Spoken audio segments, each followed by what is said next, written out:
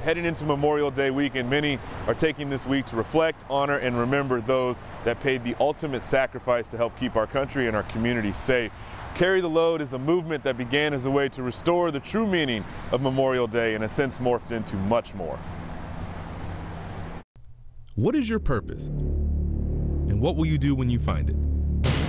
For all the military, law enforcement, and first responders across the country, that purpose is to protect your life, even if it costs them theirs. We provide meaningful, active ways to service our men and women who have just given everything for us. 32 days, one destination, Texas. It's called Carry the Load. Created by two veteran Navy SEALs, they aim to restore the true meaning of Memorial Day.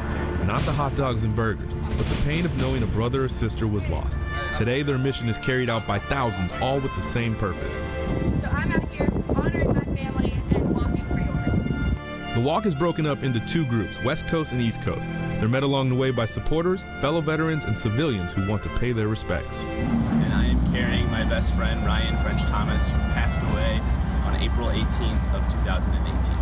I started out carrying my grandfather, Bill Swaim, and I continue to carry him as well as the family and friends of all the people I am honored to meet out here.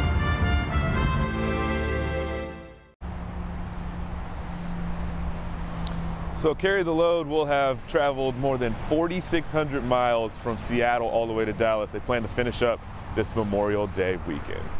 Tony Black, King 5 Mornings.